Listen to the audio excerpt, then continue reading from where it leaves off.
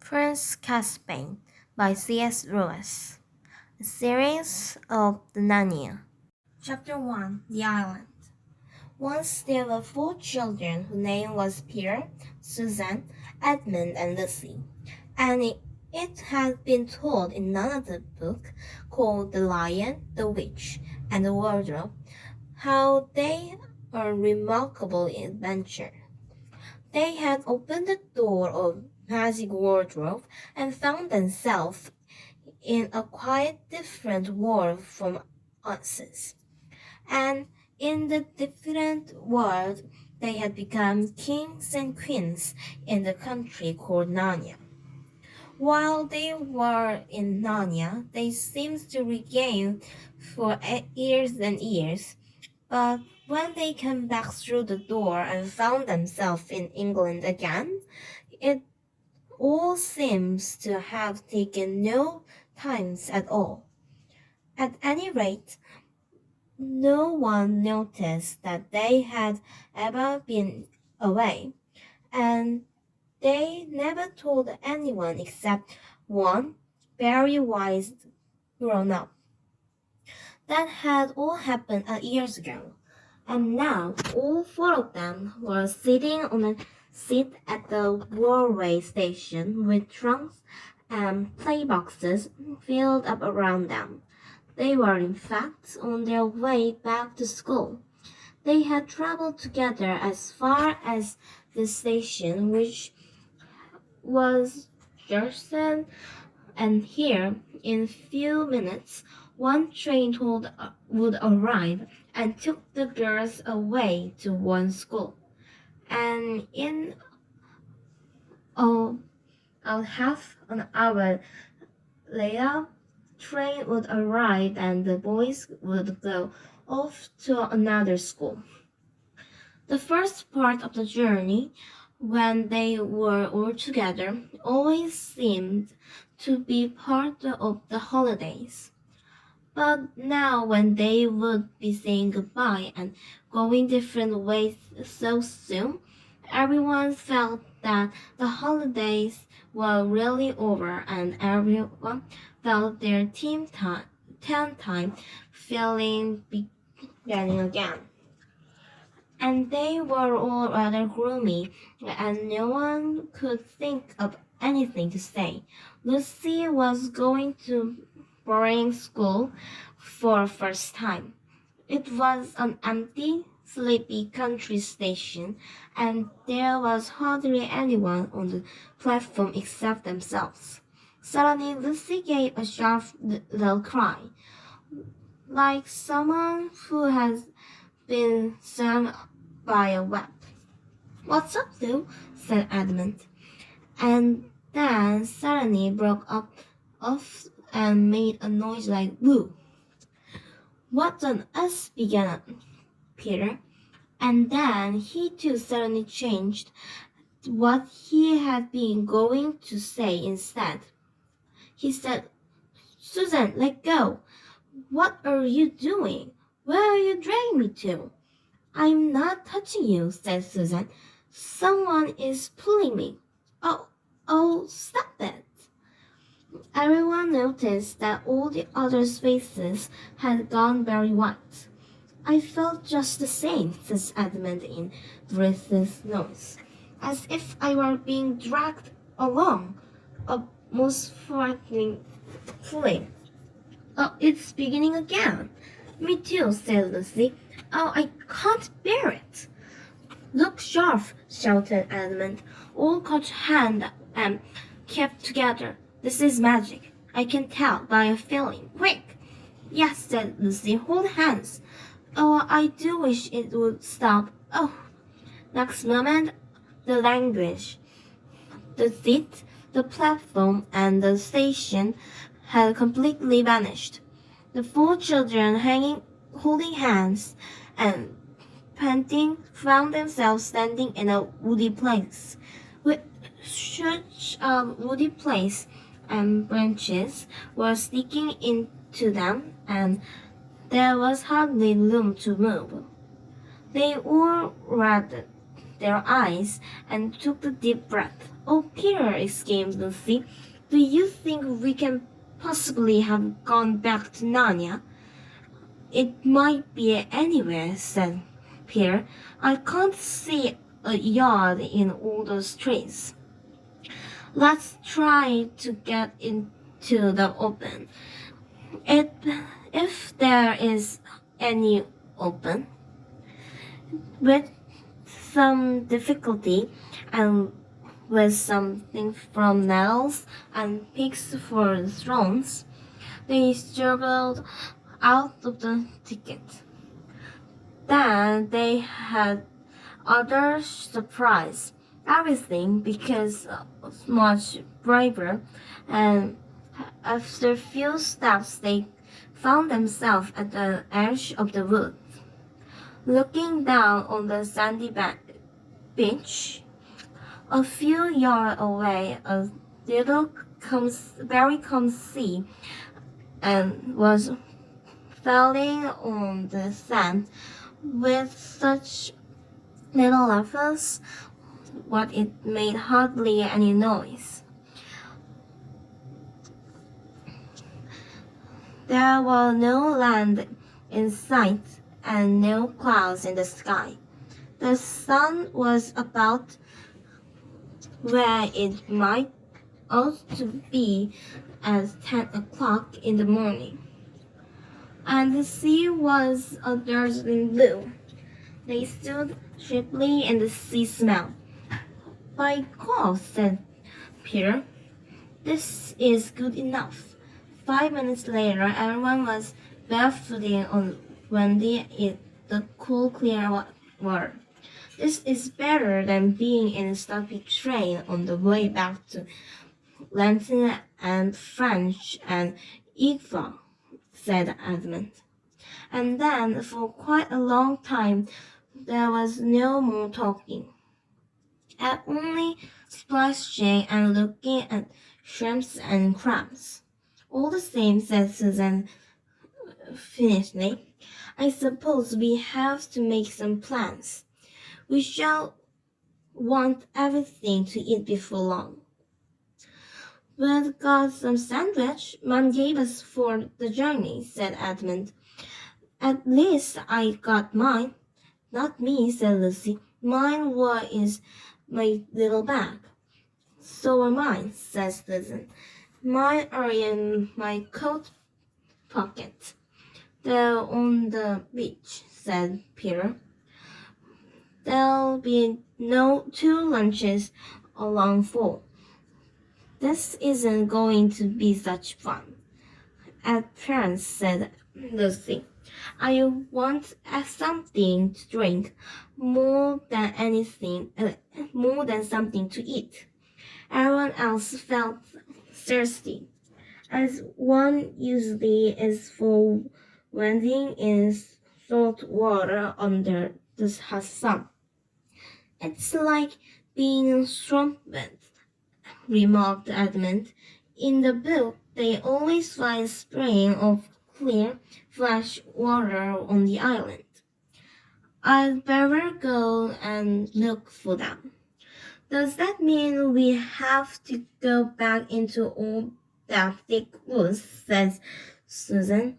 "Not a bit of it," said Peter.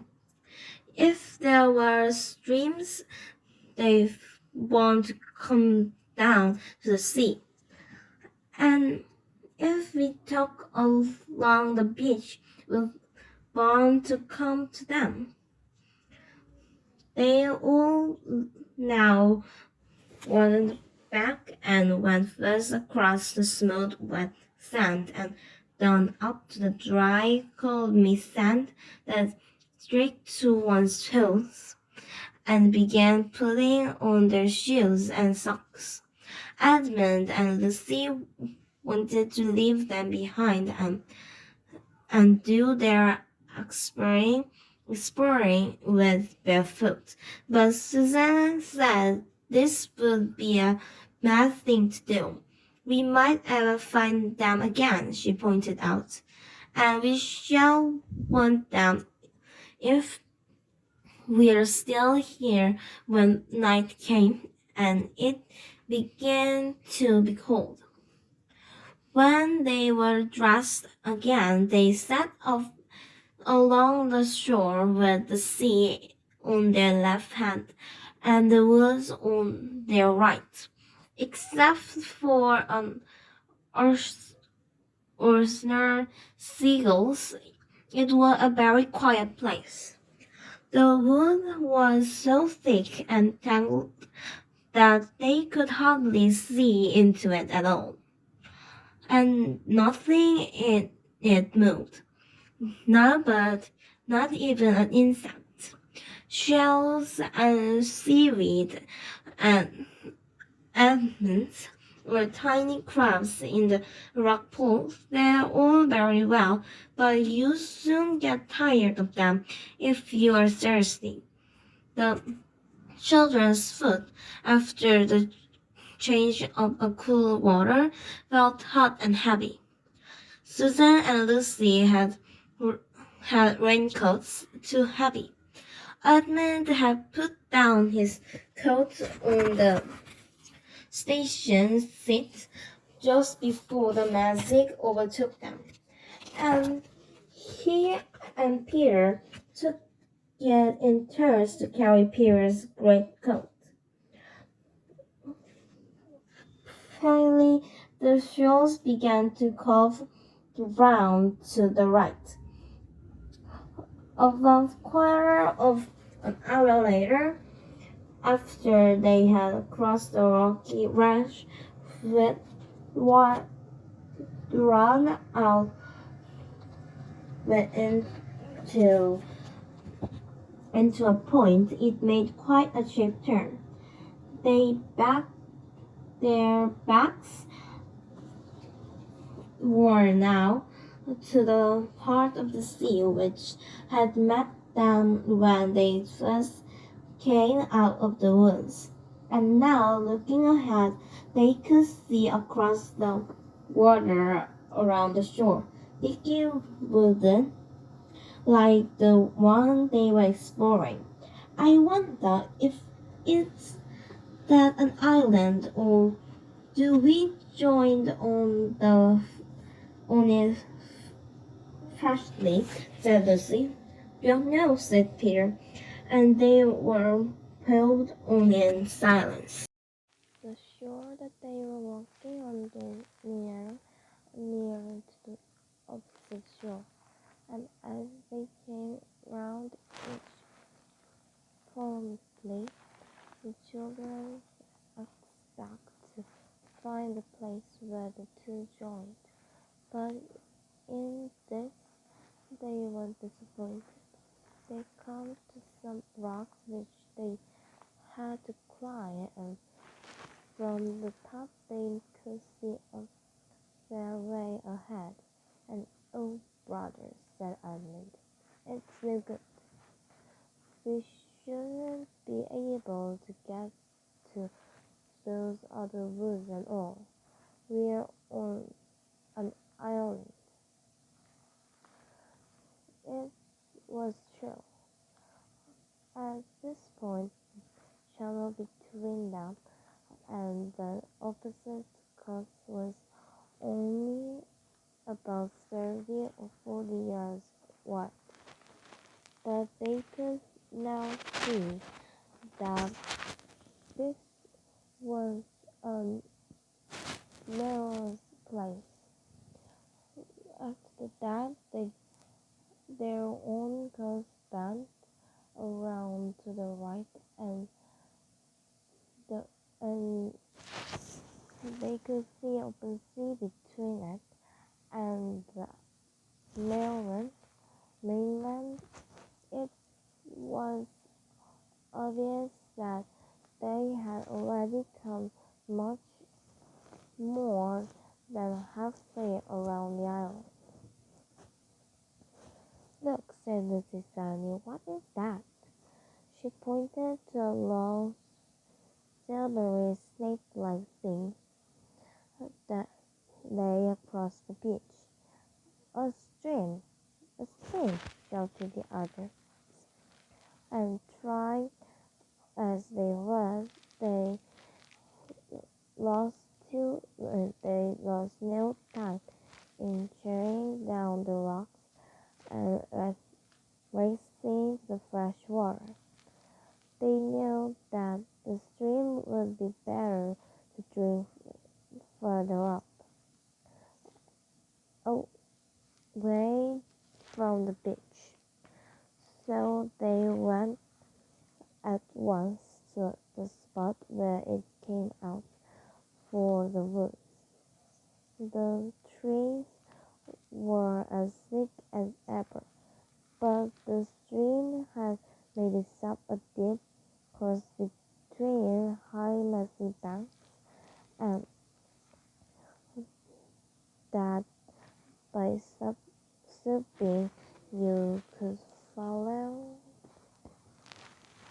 it up in short of turner of leaves. They dropped on their knees by the first strong dripping full and drank, and dipped their faces in the water, and then dipped their arms in up the elbows. "Now," said Edmund, "what are those sandwiches?" "Oh, hadn't you better save them?" said Susan. "We might need them for work later on." "I do wish," said Lucy, "now that we're not thirsty, we could go on feeling as not hungry as we did when we're thirsty." "But what about those sandwiches?" responded Edmund. "There's no good saving them till they go bad. We've got to remember it's a good deal better hotter here than the England, and we've been carrying that about in pockets for hours." So they got out the two pockets and dipped them into full portions, and nobody had quite enough. But it was a great deal better than watching, than nothing.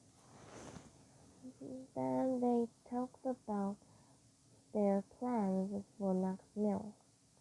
Lucy wanted to go back to the sea and catch shrimp, until everyone pointed out that this had no nut. They had no nuts. Edmund said they must gather bull's eggs from the rock, but when they come to think of it, they couldn't remember having seen any bull's eggs, and wasn't be able to cook them if they found any. Peter thought to himself that unless they had some stock of luck, they would still be glad to eat eggs well, but he didn't see any point in saying out this out loud. Susan said it was a pity they had eaten a sandwich so soon. Nor two Tempest very nearly got lost at this stage. Finally Edmund said, "Look here, there's only one thing to be done. We must explore the woods. Hermits and knights, knightsmen, and people like that always manage to live somehow if they are in forests. They found roots and berries and things." "What sorts of roots?" said Susan. "I always thought it meant roots for trees," said Lucy. "Come on," said Peter, Ed is right, and we must try to do something, and it'll be better than going out into girls, uh, the sun again. So they all got up and began to follow the stream. It was very hard work. They had to slip under branches and climb over branches, and they stumbled through great masses of stuff like worms, and though they clothes had and got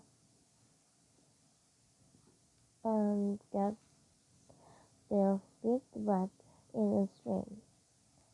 Until still there was no noise, all at all except the noises from the stream and the noises they was making themselves. They were beginning to get very tired, and it when they noticed a delicious smell and then a flash of bright color high above them at the top of the right bank. "I say," exclaimed Lucy, "I do believe that's an apple tree." It was. They planted up the stream bank, forced their way through some brambles, and found themselves standing around an old tree that was heavy with large yellowish golden apples, as thin and juicy as you could wish to see. "And this is not only tree," said Edmund. "It's with his mouth full of apples. Look there, and there. Why, there's a dozen of them," said Susan, throwing away a coal of her first apple and picking up her second. "This must have been an orchard long time ago, before the place went wild and the woods grew up. When this was once an inhabited island," said Peter. "And what's that? What's that?" said Lucy, pointing ahead. "By Jove, it is a wall," said Peter. "An old stone wall." Pressing their way between the branch, branches, they reached the wall. It was very old and broken down in places, with moss and wallflowers growing on it. But it was higher than all but the tallest trees, and when they came quite close to it, they found a great arch which must once have had a great gate in it, but was now almost filled up with the largest of all the apple trees. They had a great big of branches to get past, and when they had done so, they all blinked because the daylight became suddenly much brighter. They found themselves in a wide open place with walls around it. And here there were no trees, no level grass, and bushes and ice and grey walls. It was a bright, secret kind place, and rather sad, and all four stopped out into the middle of it, glad to be able to straighten their backs and move their limbs freely.